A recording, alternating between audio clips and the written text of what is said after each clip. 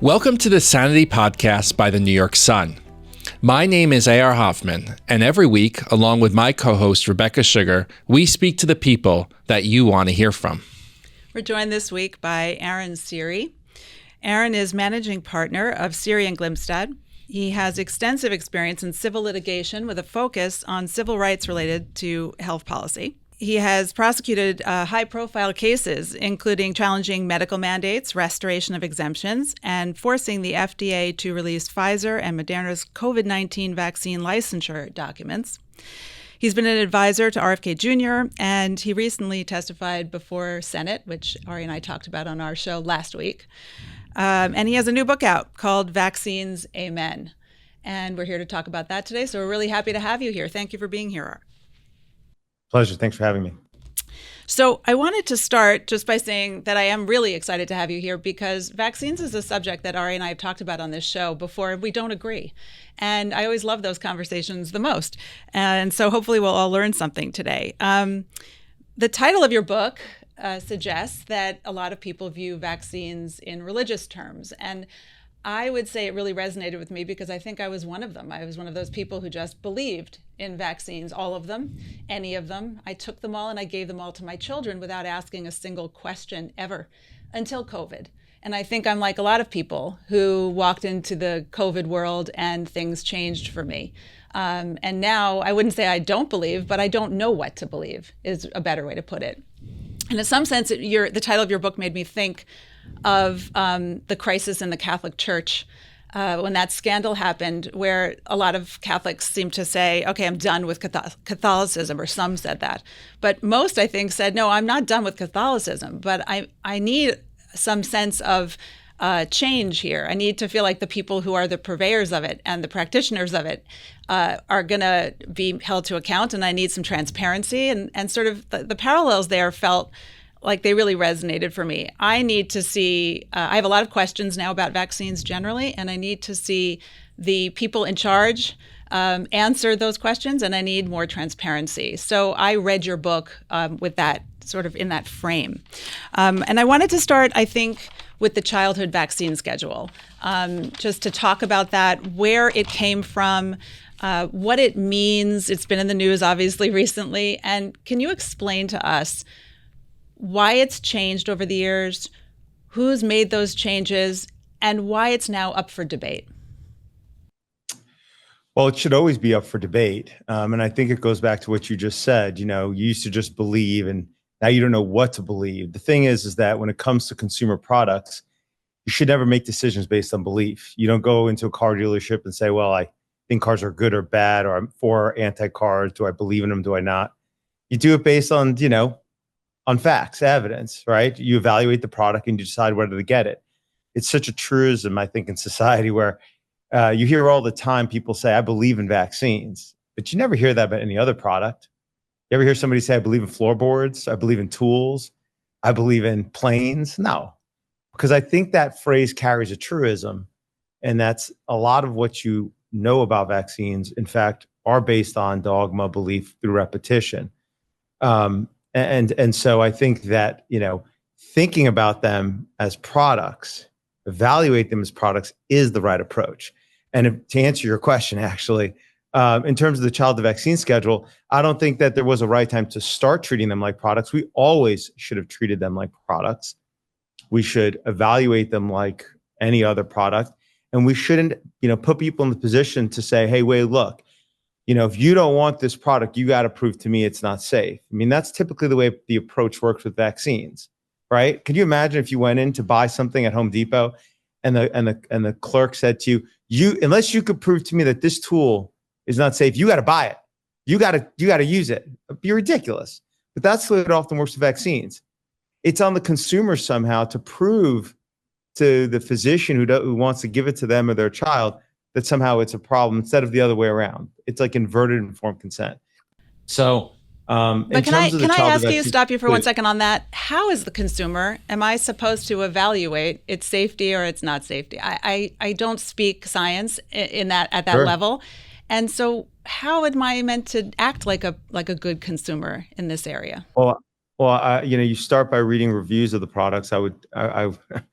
shamelessly say, read my book. But also beyond that, if you don't want to look at my book, I mean, I would start with what was relied upon to license it. It's like, if I'm going to go buy a car, I would look at a crash test report, right? It's the same thing here. I would start with the package insert. And the package insert for every vaccine, typically in section 6.1, in short form, describes the clinical trial relied upon to license that product. You don't need a science degree. You don't need any type of education to just think of the following three things when you look at that clinical trial report. How long was safety reviewed? Obviously, if it wasn't long enough, you're not going to capture safety issues. What was the control group? What did they receive? So what are you comparing it against, right? And how many kids were in it? How well powered was it? Because if you don't have enough kids, you can't detect issues. So for example, with most drugs, they often do multi-year placebo-controlled trials to determine whether the product is safe before licensure. The reason for that is that the manufacturers of drugs, cars, planes, every other product in America, with the exception of childhood vaccines, you can sue them to claim the product could have been made safer. You can't do that with vaccines since 1986, something called the National Childhood Vaccine Injury Act. So with drugs, the manufacturer wants to know its safety before it goes to licensure because it doesn't want to lose money afterwards. So they often do multi-year placebo-controlled trial. But with childhood vaccines, what you will find in section 6.1, depending on the product, is that safety is often reviewed for days or weeks after injection in the trial. There's either no control group. There's never a placebo control group for any of the routine injection childhood vaccines. And when another vaccine is used as a control, go down the daisy chain, you will not find at the end of it a placebo-controlled trial, despite what they will tell you in all the fact checks about that issue. So, that doesn't mean you shouldn't get the product, but what it means is you should take a look at it and look at that clinical trial and decide for yourself if you think that's good enough. And if you're even inclined, you can go look at the post-licensure safety review. A quick way to cut through all of that is you can look at the Institute of Medicine reports, in particular from 2012, that looked at the 158 most commonly claimed harms from vaccines, right there on the internet. It's got a summary table. And you could see how many of them was the Institute of Medicine able to, after canvassing the entire scientific literature, determine is it or is it not caused by vaccines, which you'll find is over 130 of them. They said the science hasn't been done. But obviously, you could check that out for the particular vaccine you're considering. And you could see, after the IOM canvassed the entire literature, what is the state of this post-licensure safety science. And that report was paid for, including by the CDC. So that's a quick way to do it. Obviously, there's, we've gone from the CDC schedule in the early 1980s. You would have gotten 3 injections in the first year of life. 3. A child today following the CDC schedule gets 29 injections by the first year of life. So it's grown precipitously. Almost every one of those products has come on the market just since 1986, save one. And they were all, trialed and licensed in an environment in which the manufacturer, due to the National Childhood Vaccine Injury Act, knew they would not be liable for injuries or deaths to children caused by those products, even if they knew they could make the product safer. Yeah, I mean, I think no one would disagree that people should do their homework. But what about the argument that actually it's opponents of vaccines who seem like motivated by kind of religious faith? I mean, the argument that vaccines cause autism, there's been no proof of that. The study that was relied on, better than I was retracted and rejected. There was a study in Denmark of every single child in Denmark, no greater autism. I mean, doesn't this have to go both ways? I mean, the argument that the burden of proof rests entirely on the person arguing that vaccines keep us safe, the evidence would seem to be that, in fact, major diseases have declined, right? I mean, if it's more helpful to go to a specific case, let's talk about the polio vaccine. I'd love, I know you've argued, and if I got this wrong, correct me, that for the revocation of the polio vaccine approval. Is that true? So I'll take those each in turn. I'll start with the last one. So for the polio vaccine, Salk's vaccine was in 1955, withdrawn from the market a few years later. Sabin's vaccine for one strain, 1961, 62, then all 3. And then what happened is obviously over time, not obviously, but the Sabin vaccine, which is given by a drop in the mouth, could also cause paralysis. So it was withdrawn. And a new vaccine was put on the market, licensed in 1990, called iPol. Okay. So this is a brand new polio vaccine. It's not the Sabin vaccine. It's not the Salk vaccine. It is made basically on immortalized monkey kidney cells. So you take the kidney cells, they modified them to make them basically cancerous, meaning they multiply forever, just like cancer cells, because you got to grow a virus on a cellular substrate. So they grew the polio virus in this brand new vero cells, is what they call them, this immortal cell line of monkey kidney cells. Now, after you grow the virus on those multi-kidney cells, you can't completely filter out the cellular substrate. In fact, that's a lot of what's in the vial, right? Viruses are tiny, the cells are huge. This filtration process does not remove it entirely at all. And so you end up with these, components of these immortalized monkey kidney cells in the vial, and including various other differences between the quote unquote polio vaccines of old and this very brand new technology polio vaccine. Here's the thing. My client, the Informed Consent Action Network, ICANN, filed a petition with the FDA asking the FDA to require a proper clinical trial for that one polio vaccine. Mind you, there are 5 others, okay? So that petition was for one of 6 polio vaccines, okay? And it was only for its licensure for children, so not adults. So even if it was granted in full, requiring a new trial, and even if the FDA said yes, in the meantime, you can't use that one of 6, it could still be used off-label for children, and it'd still be 5 other for children. So there would never have been, no matter what, a polio vaccine not available to every person and every child in America, even if that petition was granted in full. But here's the critical part. There should have been outrage about that petition. There should have been outrage, okay? Not the fake outrage created by the New York Times by saying, I'm trying to eliminate the polio vaccine, as you just repeated, right? Because that's just false. It's an absolute falsehood. Do you think the polio vaccine should be required? Wait, but let me just finish this point. Let me just tell you why there should be outrage. There should be outrage because that product was licensed based on a clinical trial that reviewed safety for 3 days after injection. 3 days. That's incontestable. You can look at the clinical trial reports. You can look at the underlying documents. 3 days of safety review, no control group. That is utterly inadequate to assess and confirm the safety of that new product in the market. We should demand the best clinical trials for a product injected at 2, 4, and 6 months of age into new babies, not the most frankly absurd trial you can even imagine. I couldn't even, if you asked me to make up the most nefarious thing about vaccines, I wouldn't even dream of making that up. That was only less than 3 days. It sounds ridiculous on its face, but you can go to the FDA website. Anybody who's out there, go to iPol, look at the package insert, look at them like clinical trial reports. You also said about, autism. Let me address that point. I think that when it comes to autism, I do think that it's the public health authorities that need to first substantiate that their claims about these products on safety. Efficacy is a different story, but on the safety, they do need to. So, for example, with autism, we know autism can be diagnosed before 1 year of age. It happens often. Okay. In fact, now they use eye trackers and they can do it before 1 year of age. The study that you just referenced is for the MMR vaccine, the one in Denmark. That's given after 1 year of age. So that study basically compares, fully vaccinated kids who get all the shots at birth, 2, 4, and 6 months, to kids who get all those shots too, plus or minus MMR vaccine. Okay. That's not telling you whether vaccines do or do not cause autism. And it has something called healthy user bias, which I won't get into, which is if a kid is injured by the vaccines given at 2, 4, 6 months, they often don't go on to get the MMR vaccine. It's called healthy user bias, a CDC term, not mine. Now, with that said, on behalf of ICANN, the nonprofit I represent, we FOIA'd, Freedom of Information Act, the CDC, and we demanded, we said, give us the studies that show that hepatitis B vaccine does not cause autism. That's given at birth, 2, 1 month, and 6 months. Give us the studies that show that IPV does not cause autism, given at 2, 4, 6 months. Give us a study that shows that Hib vaccine doesn't cause autism, given at 2, 4, 6 months of age. That meningococcal doesn't cause 2, 4, 6 months of age. That DTaP, 2, 4, 6 months of age.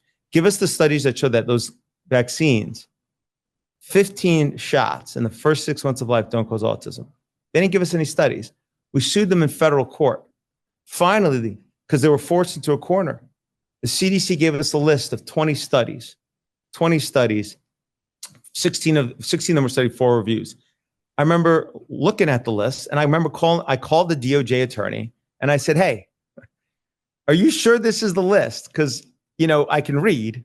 19 of them have nothing to do with any of those shots given in the first 6 months of life on the CDC schedule. They're MMR, they're another ingredient. They're not for those shots. The one other one you gave me, which is an Institute of Medicine review from 2012, did canvass the literature on whether diphtheria, tetanus, pertussis vaccines do or do not cause autism.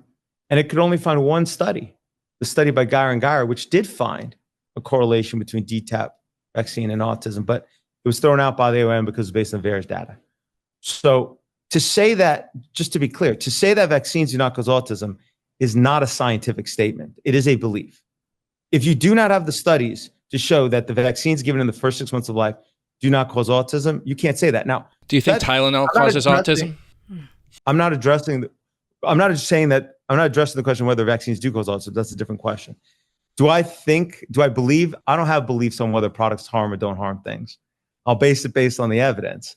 There are a number of studies with regards to acetaminophen and Tylenol, and autism. I think that one should look at those carefully. I think if you want to have a discussion about that, you should bring somebody on who's carefully looked at all that science. I've looked at it, but it's not my bailiwick. I'm happy just for clarity, we're saying we don't know that the vaccines either cause autism or don't cause autism. The data doesn't demonstrate either position. Well, what I'm saying to you is this. I'm starting with the important premise that informed consent is a critical right. You inform me of the risks and benefits. This came out of one of the darkest history, one of the darker periods of human history, this right and the importance of this right. You inform me the risks and benefits. After you've done that, to the best of your ability and my best of my ability, I make a decision whether to consent, okay? If you walk in and somebody says to you, vaccines do not cause autism, okay, a scientist says that to you, and they say vaccines do not cause autism, that is not a scientific statement. It is not possible without the data, without the studies. That's how we reach conclusions. I have not seen those studies. And just as a total aside, like Andrew Wakefield, who you brought up, his study in the Lancet from 1998, just want to point out, I know, and that was relating to MMR. In 1986, okay, when the Congress in its wisdom decided to grant immunity to those making vaccines, and just as there were only 3 routine vaccines leading up to 1986, DTP, MMR, and OPV, that's it. They were causing so much harm that the manufacturers of making them were all going out of business. One was left for each of those 3 products, down from 6 or 7 or 3.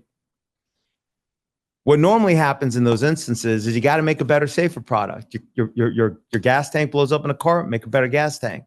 Your plane's falling out of the sky, your floorboards cause cancer, make better floorboards. But in this instance, Congress in its wisdom did something that is unprecedented in America. It's the only product like this. It said, you know what? You can have immunity.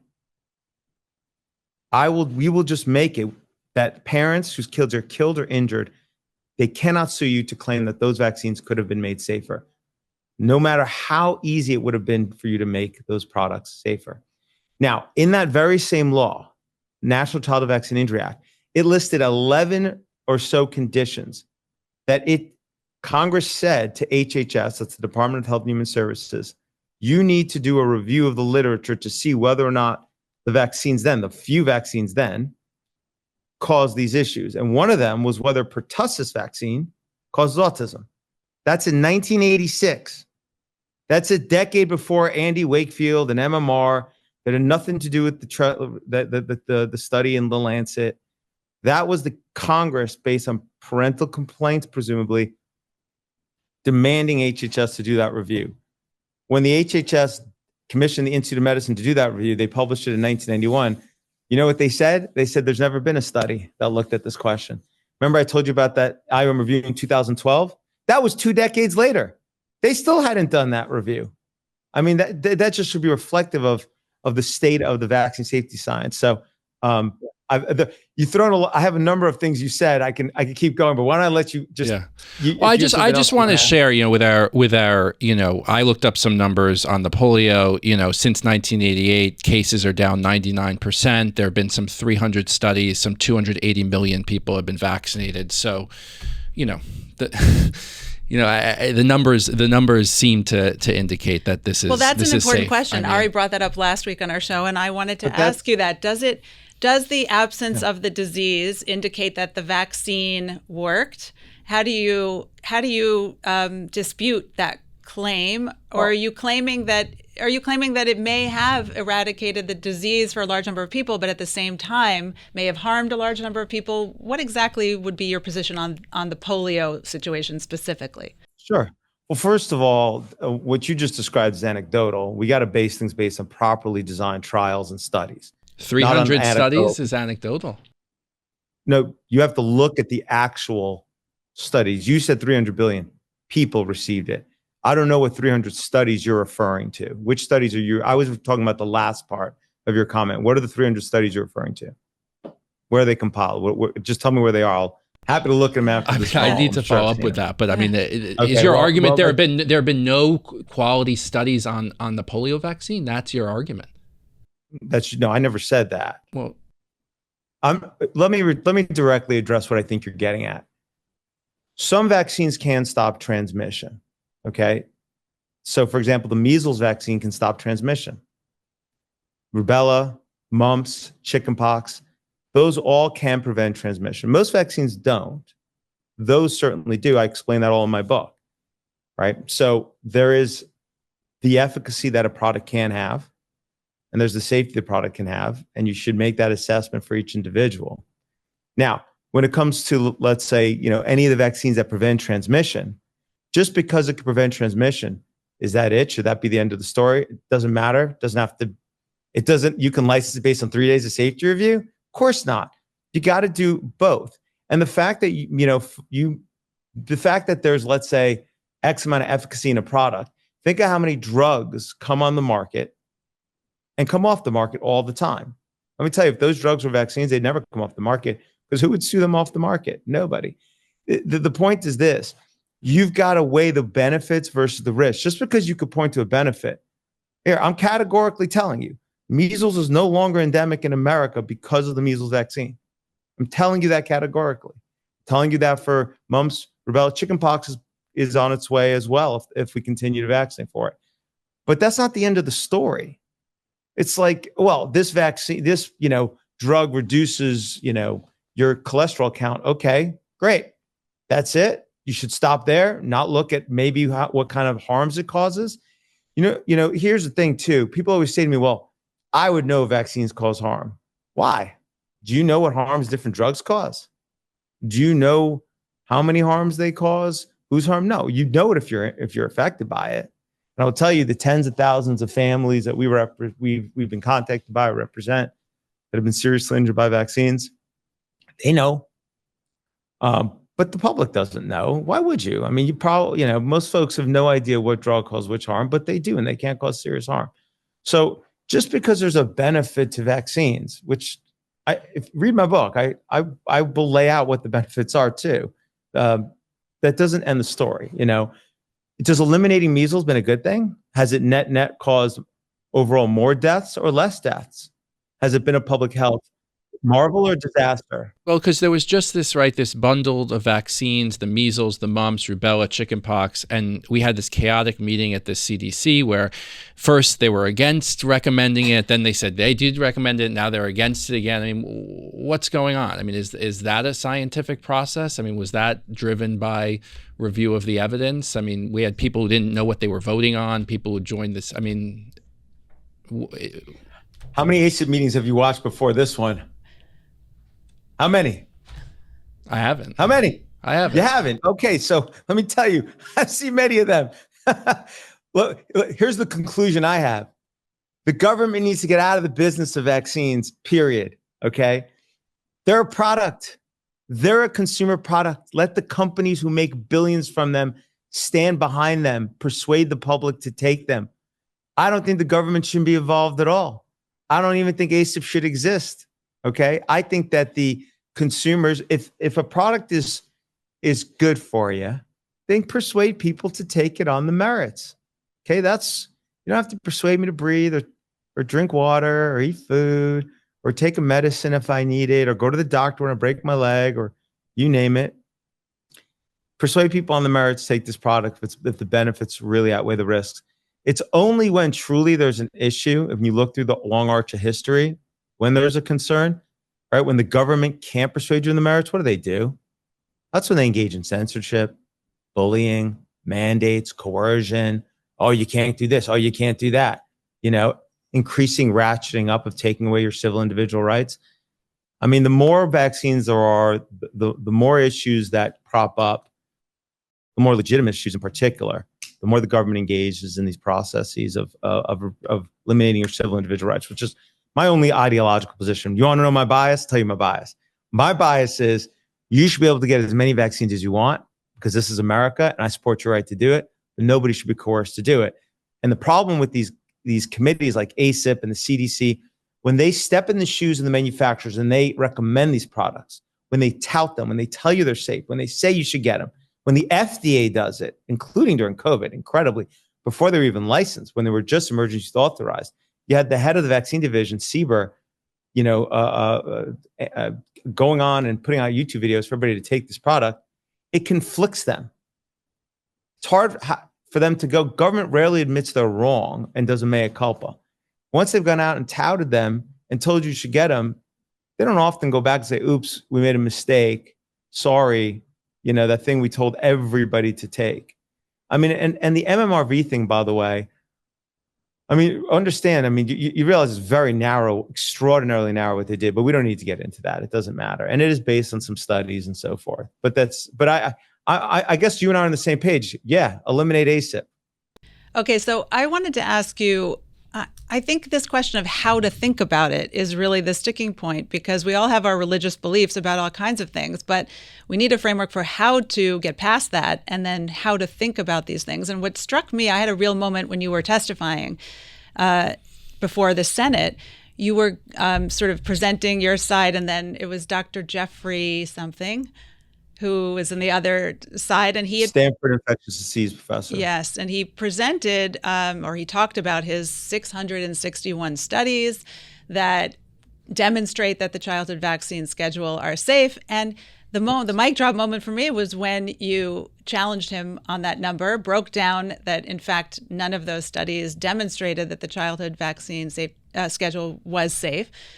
And I thought, you can get lost in the back and forth a lot, but at the end of the day, it feels like there are groups of people who are just in charge of this stuff who don't know their own data. He admitted that he hadn't read thoroughly all of the studies. He was surprised that you had. And I thought, wait, you're presenting this data. It's the thing against which we are measuring whether or not the things we put in our children are safe, and you haven't looked at it, and the lawyer sitting next to you has.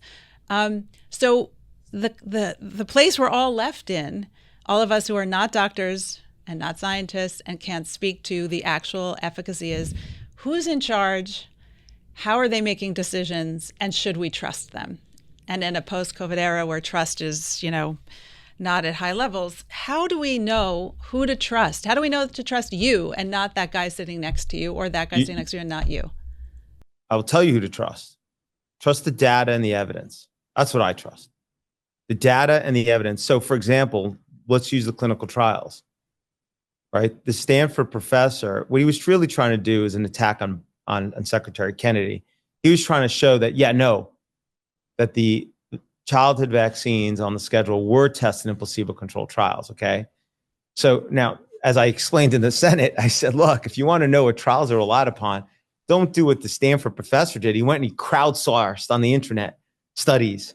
Just go to the FDA website. Look at the clinical trial reports themselves, and you will see what they relied upon. You don't need some crowdsourcing on the internet. And so, like you said, he said, well, we have 661 placebo or inert controlled trials. that we have crowdsourced that shows the CDC child vaccine schedule safe. And he put that in his written submission. But, I've seen his list before. It was not difficult. Those 600 clinical trials, as I broke them down super quickly, over 500 of them have nothing to do with the routine injective vaccine and the childhood vaccine schedule. Okay. Meaning they're for like HIV vaccines in Africa, totally irrelevant to the safety of childhood vaccines. Another 70 are not in healthy children. They're like adults with HIV. Another 20 of them are not US vaccines. They're like Chinese flu shots. That left only 3 of those trials that he had 661 were actually for routine injected, relied upon to license a routine injected childhood vaccine. But none of those were an inert placebo. He was just wrong about it in his chart. The one for Varivax, which is chickenpox, had about a few hundred kids, got an injection of neomycin, which even given topically can cause serious harms, but they're injecting it. And then the second one is Gardasil 4, which actually was not inert. It had included all of the components of the vaccine in the control, excluding the aluminum and the antigen. And then finally, the last one for Gardasil 9. Again, only a few hundred kids. And finally, by the way, an inert injection. It was an actual placebo. But the girls, those few hundred girls and women had to first get an injection, 3 shots of Gardasil 4. So again, not an inert control group. But here's the critical thing. To evaluate how good a clinical trial is, okay, because that's how you determine whether the product is safe. It's prospective. Once it's licensed, you're not allowed to do that. You can only do retrospective studies. You say it's unethical to do a prospective study, right? So retrospective studies, you can't really prove causation ever. So all you're left with after licensure are retrospective studies. You can't prove causation. That's a serious flaw. So you want to have a really robust clinical trial that before they're licensed. That's why it's so important. And it's not just the control, which is what he was, he's trying to get Secretary Kennedy on this gotcha point, which is silly. And he's wrong about it too. But it's not, because even if you have a placebo control, it doesn't end there. You still got to review safety for long enough. And even if you review safety long enough, you got to have enough kids. So I'll give you an example. The very first recombinant DNA technology vaccine ever, Recombavax HB, licensed in 86, a Hep B vaccine given to babies, was licensed based on a clinical trial that had 147 kids, monitored safety for 5 days after injection, and no control group. So how does a mother or father today of a 5-year-old know what to do when they're going to the doctor? Do they just say, I'm not taking that product, I'm going to read every insert, and then I'm going to decide for myself which ones my kids will take or not take? Is that really the best way? I think it's the obligation of every parent to do what's in the best interest of their child, to protect their child, of course. And they should make the decisions for their children. You want to hand your kid over to the government? You want to hand your kid over to who to make those decisions? You should make that decision at the end of the day. And a parent that wants to just trust their doctor is free to do that. This is America. They don't have to look at anything. They could say, I trust my doctor. I'm going to do what my doctor says. That's America. That's freedom. That could be your version of informed consent. And I respect everybody's right to do that. You should be able to do that. You should be able to say, I don't want to know anything, doc. Give it to my kid. I want that car. I don't need to know anything else. I know I want it. I guess that is the freedom of the country in which we live. But for the parents who want to look at the package insert, it's not complicated. It's really simple. It's Section 6.1. You read it and make a decision on that. Or say, you know what? I don't know. I don't want to give a product to my kid because that I can't sue the manufacturer for claims that they could have made it safer. I think what we really want is just a system that conducts good studies, gives us good data and good vaccines, because we don't all have time to do all this research and we just want to trust our experts again. The way that you get that, then let me tell you the way that you get that, okay? And it's the way that capitalism works. It's the way our free market economy works. Why are products safer? They're safer because companies want to make sure they make money. They don't want to end up upside down on their product, okay? So they have a self-economic interest to assure the safety of the product before they put it on the market and afterwards. That's why drug products often have long-term placebo-controlled trials. But when it comes to vaccines, you don't have that. The companies, if you restored the liability so that they were financially responsible for the injuries those products caused, and by the way, just to be clear, think about it. Even drugs given to very small number of children or small populations that cause a lot of adverse effects, they can sell profitably. Why? All you got to do really to avoid liability is 2 things. You got to make them as safe as possible. as technologically feasible, which would avoid design defect claims, and you have to disclose the risk so you don't get hit with failure to warn claims. You do those two things, and for the most part, you're typically protected as a manufacturer selling a product. Vaccine makers could do that, and if they did have to do that, they would be forced to make them as safe as possible and disclose all the risks.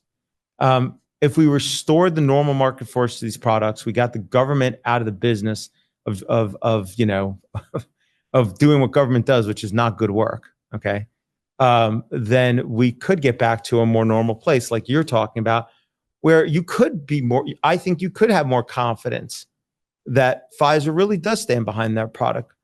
Sanofi, GSK, and Merck, which are the four big makers. But as it stands right now, it's hard to have any confidence that they stand behind it because they're not liable. And for the regulators, unfortunately, I mean, they're just hopelessly conflicted. When you have an agency responsible for promoting a product, like the Department of Transportation promotes aviation, they make the NTSB responsible for safety. They separate those functions. When you have the Department of Energy that promotes nuclear power plants, they have a separate agency responsible for nuclear power plant safety, because you can't, those things conflict. I can't glab have with industry and say, hey, make more power plants, and at the same time smack you for safety. You separate them, but with vaccines, they're not separated. So you have that structural conflict within HHS. And then separately, you can't sue for a vaccine injury. You just can't sue the manufacturer. You bring the claim against literally the Department of Health and Human Services, the secretary of HHS. So they are literally responsible for defending against any claim that a vaccine causes injury. Literal, using the DOJ. Now, it's not exactly a real court. You get a special master. You don't have any rights to discovery. It's more of a policy program. So the compensation is extremely limited by statute. With all that said, that also hopelessly conflicts the Department of Health and Human Services on safety, because if they do a study that shows a vaccine causes certain harm, the lawyers will use it against them in vaccine court. It's called the Vaccine Compensation Program. It's part of the Federal Court of Claims. Now, with all that said, I agree with you. Parents shouldn't have to do their own homework, ideally. But unfortunately, we have a current system with vaccines that are truly unique in this regard, where the manufacturers don't have the interest to make them safe, no economic interest to make them safer. And our federal health authorities are unfortunately highly conflicted. Even with Secretary Kennedy there, he's got to deal with 65,000 career employees who are entrenched, and he still has to answer the White House, and even the 200 careers that he had. I take your point, Aaron, but I'm trying to square this kind of libertarian sort of let a thousand flowers bloom, everyone can do what they want, with that press conference we saw the other day, where the government is literally, President Trump is making claims and telling women what to do and not to do during pregnancy. So it's to me, it's not the vaccine people at the moment who are in power. It's Kennedy and it's Trump, and they're making prescriptions willy-nilly. I mean, that to me is like it's just. I get your point about it's a free market country, but my argument is just now we just have another set of people in charge who are making their own recommendations. I'll push back on that. Prescriptions. I'll push back on that in the following way. They're pulling back recommendations that have already existed. So they're pulling back. They're saying acetaminophen during childhood birth, which we have not. We're saying that could be an issue. We're saying MMRV. We're pulling back that recommendation. But I agree with you. I think that we wouldn't be in this situation if government didn't get involved to begin with, and I don't think they should. So I agree with you. Ideally, I agree with you. There shouldn't be involved. Maybe withdraw just in one fell swoop all the recommendations. Let the product stand on their merits. Let the clinical trial data speak for what it is. Let the FDA get back to doing what it should do, which is act as a regulator, really assess the safety and efficacy of these products, not be basically promoting these products for industry, and let the CDC do what it should do to the extent act as actually regulators and not essentially work hand in hand with industry to promote these products. Let me ask you another. I agree with you. On the question of values, kind of to dig deep a little bit on the more philosophical level, sort of the level Rebecca was asking before. So I get your idea that this is America and everyone should do what they want, but are there any kind of common good questions, right? Like to go back to like poli-sci 101, right? So the government, for example, even my libertarian friends would say, you need a police force, right? You can't do whatever you want to do, right? The government builds roads, for example. The government taxes you. Some of us may not like that, but so, at a certain level, going back to like Jon Snow and the cholera epidemic in the 17th century, right? Health is a common good, right? If Rebecca is sneezing on me, I'm going to get sick, right? And so that's, I guess, where some of the questions about, what Florida's done to say no kids need to be vaccinated. I get the liberty. It's not mandatory, right? That's different than saying no kids need to be vaccinated. But keep going. Yep. It's not okay. So I have a child in that school now. I mean, I just at a basic level, isn't health at some level? Maybe the devil's in the details, and we could talk about that, a shared good, right? If every kid in my class gets polio or has measles, like, doesn't that impact me? Doesn't that impact my elderly parent? Doesn't that impact my grandpa? I mean, do you have any sort of thoughts? Wait, and before you answer that, we had this conversation on the show a couple weeks ago, and my response was, I kind of lean in that direction. Yes, of course, I don't want somebody with a communicable disease sitting next to my kid in school, but how do we even ask that question after COVID, when we were told that we all had to do all these things to prevent the next kid or the next grandma from getting the thing? And it turned out that all of it was not true, in my view, or in many people's views, not Ari's view. But so, the trust factor kind of sits or next to this question that Ari just raised. Well, I'm going to leave aside anything that's not about vaccines in your comment, meaning I'm not giving any opinion about, what you're describing as libertarian values beyond, vaccines. But with that said, first of all, just a few basic comments about the products to just put them back into the world of products. Okay. Number one, most of them don't stop transmission, including the ones required for school. Pertussis vaccine does not prevent transmission. Okay. There's a child vaccinated with pertussis who then gets exposed to pertussis will still carry pertussis bacterium in the nasopharynx, and in the studies show for potentially even longer than a child who has been vaccinated with cellular pertussis. The number of cases have gone down because the vaccine can reduce symptoms, but it doesn't stop the amount of circulating pertussis. In fact, the studies show that there's still the same amount of circulating pertussis in the U.S. because when you have a vaccine like measles, for example, that does prevent transmission, the interepidemic intervals widen over time. But with pertussis, they've actually stayed the same or even gotten narrower. Again, less number of reported cases because it reduces symptoms, but the pathogen is still circulating, okay? So in fact, it's the kids who are vaccinated for pertussis who are actually more likely to spread pertussis in school because they're less likely to stay home in bed because they're less likely to have symptoms, but they're still as likely to have it. If you find that to be incredible, just go read the Warfel studies by the FDA. Go look at the consensus opinion by the World Infectious Disease Association and the world's leading. They've been trying desperately to create a new pertussis vaccine that's basically does create a mucosal immunity, right? You need immunity and mucosal surfaces essentially to prevent transmission. The vaccine creates more immunity in your bloodstream, IgG antibodies. And so it doesn't create the type of immunity on your mucosal surface you need. There are two different types of immunity. Similarly, by the way, the polio vaccine used for the last 25 years exclusively in the United States, the IPV vaccine, it only creates immunity in your blood. It doesn't create mucosal immunity. Polio is transmitted fecal-oral contamination. Again, it's not me saying this. CDC, WHO, not a single kid in America today for the last 25 years has been given a vaccine unless they got OPV when they were overseas for some reason that prevents infection and transmission of the polio virus. You poop out just as much polio virus if you've had IPV injected in your arm or you haven't. Okay. Again, not me saying it. That is what the science is. It doesn't create IgA antibodies in mucosal surfaces. Okay. Tetanus vaccine doesn't stop transmission. Diphtheria vaccine, when Truth was original, the CDC explained meningococcal vaccine is not about herd immunity. Yeah, but this just means that if we don't give the vaccine, we have many people sick. Wait a second. I can only address one point at a time. Your point was about, don't we have an obligation to others to get these products? So that was where your point was. I just want to address that point. So if the products don't prevent transmission, I'm surely there is no communal immunity. There's no community immunity argument for these points. In fact, For pertussis, for example, it's the opposite. It's ones who are vaccinated that are more likely to potentially expose. There was, anyways. Sorry, or just quickly, are there any vaccines given to children today that do prevent transmission of the disease? MMR and chickenpox. MMR and chickenpox prevent transmission, absolutely, to a certain degree for a certain period of time. Now, to answer more directly your question, right? So now that we've at least cabined it to meaning some vaccines and others. So now your argument is down to measles and chickenpox if you're talking about community immunity, okay, and required for school.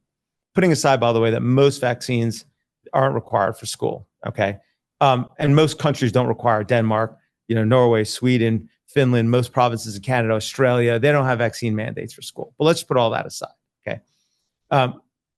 For MMR and chickenpox, I'm assuming your argument is that they don't work, because if the kids who want them get vaccinated, then what's the problem? They're protected. If anybody wants them, can get them, they can get them. People all of a sudden assume that the moment one kid's not vaccinated, nobody else's vaccines work. That's a religious belief, okay? That's religion. The belief that your vaccine only works if I get one is a religious belief. It's not based on the science, certainly not for measles. It's nonsense for the vaccines that don't have community immunity. It's just silly for the ones that do prevent transmission if you believe they work. But I, again, don't believe. There's data on their level of efficacy. For measles vaccine, depending on the study, it's between 90 and 99. That's why they get to 98% efficacy, blah, blah, blah. And there's studies that show waning, whatever, to some degree. But I'm going to just step back and make a bigger point on this. And it's this, and it's really important. Freedoms always come with some risk, okay? We accept some level of infringement on freedoms, to be sure, right? But we have, as a nation, I believe, aspired to the ideal that we want to be different than all the forms of government that preceded this republic, what we have established here. And what makes us different is the recognition that we prefer, whenever possible, to not have a central government, a king, a dictator, a committee decide what we do in our lives. That we want to respect individual and civil rights to the maximum extent possible. Like, frankly, most provinces in Canada do, like all the other countries I just mentioned do with vaccines, okay? Because the greater risk we have concluded for most of our history as a country, things are changing in some parts of the country today, I would argue, that the greater risk, right? Freedom comes with risks. Freedom of speech comes with risk. Letting you say whatever you want comes with risk. Letting you assemble with who you want comes with risk. Letting you practice religion you want comes with risk. But the greater risk is ceding those rights to the government and infringing on them. And so, yes, you could say that not forcing people to get statins is a risk, because you know what? Heart disease kills 800,000 Americans. It is overwhelming our medical care system. All these folks with heart disease, we're going to mandate that they take statins now. You intuitively recognize that's a step too far. I would say it's the same thing with vaccines. Convince people to take them, promote them. I mean, this argument that if one person doesn't get them, a few people don't want to get them, is somehow going to cause whatever. The greater harm is taking away those rights. And states that have philosophical exemptions and very high vaccination rates prove the respect for civil individual rights and convincing on the merits can coexist. I think, well, for me, the revelation has been that, this is hard to swallow for a lot of people because we want to feel desperately that we're safe, right? And that our science has conquered these diseases and can keep us safe. And the recognition, in my mind, it has. Like polio has been conquered, right? Okay. Measles has been conquered. Smallpox has been conquered. Right? Would you disagree with that? I think I'm hearing something else from Aaron, but maybe you should explain. Let's address measles, just because it's an easier one. It's the easiest one to address. Okay, so measles, for example, first vaccine was in 1963. Leading up to the very first vaccine from 1900 to the late 1950s, early 1960s. Okay, the mortality from measles declined by over 98% in the United States. That's CDC's data, incontestable. UK, same thing. England, same thing. England and Wales, over 99%. Their first vaccine was in 68. So you had mortality declining. And I know for a fact, one thing did not cause that decline in mortality. I know it wasn't a measles vaccine because it didn't exist. Okay, so something else caused that reduction. By the time you got to late 1950s, early 1960s, you had around 400 deaths a year from measles in the United States at a time when everybody in America had measles. 400 deaths. Every death's a tragedy, but it's far from the millions that people lead you to believe. Okay, so when measles was endemic in the United States and everybody got it, you have 400 deaths, including at a time when, remember, pockets of this country back then were still like the developing world. And in the developing world, I will tell you, diseases kill children. Any disease will kill malnourished children when you have bad living conditions. All right. So let's just assume for a moment that time froze still and that even in absent a vaccine, that reduction would have continued. Remember, the population in America increased dramatically from 1900s to 1960s, but yet the mortality declined by 98%. So population increased, mortality is going down. There's no reason to think that wouldn't have continued, but let's just assume it wouldn't, okay? What has been the net effect of introducing the measles campaign? Measles was basically kind of like the way you think of chickenpox in some ways today. If you watch the Brady Bunch episodes from the 1950s, that's the way they treated chickenpox. They're laughing about it and so forth. Now, they now fearmonger measles like everyone's going to die, but it's not objective. That's not statistically or data-driven objectivity in giving that kind of impression. Let me give you another group of studies now. There are a number of studies, and I'll point you to one in particular. It's a prospective study in Japan that tracked over 100,000 folks in Japan for 22 years. And what they found is that those who had measles and mumps had a 20% reduction, statistically significant, in mortality from cardiovascular disease. 20% reduction, okay? That's a prospective study. That is far more reliable than your typical stuff. There's no studies that cut the other way. Again, heart disease kills 800,000 Americans a year, 20% decline. There's a whole series of studies. They're all on PubMed. You can read them from institutes around the world, not anti-vaxxers or whatever. They're PubMed, they're peer-reviewed. That compared those who got measles, for example, and those who didn't. Those who had measles had far less rates of various cancers. 66% decline in Hodgkin's lymphoma, 166% decline in non-Hodgkin's lymphoma, which kill about 20,000 people a year, but many of them kids, 50% reduction in ovarian cancer, and so forth. Now, those studies are smaller, they're retrospective, so they're not the same reliability, but they're pretty consistent. Not seen studies to the contrary. They're inconvenient, so you probably never heard of them, but they're there. And so, measles, mumps, unlike other pathogens that have come and gone throughout human history, these didn't. These, for whatever reason, and the reason could be that they conferred a survival advantage. Now, I'm not saying you draw any policy conclusions because I don't think the government should be involved with that. But what I am saying is that when you look at the actual data, you don't just end with, okay, does it stop transmission? You got to say, okay, that's the benefit. Because measles vaccine stop transmission, absolutely. That means it can prevent a death from measles. How could it not if it can stop transmission? But now you got to say, okay, so this is what the mortality was. This is what the effect would have been. This is maybe how many lives we've saved by introducing this program. How many kids have we injured with the product? How many kids have died from the product? And kids have died from measles vaccine. They've been compensated for it. And it's also one of 3 products that needed the 86 Act immunity protection. And what have been the non-specific effects of that product? What has been the overall result in public health? So I'm just saying that we need to look at these things objectively and not just say, they're amazing. They were given to Moses at Sinai, which is the way a lot of people approach them.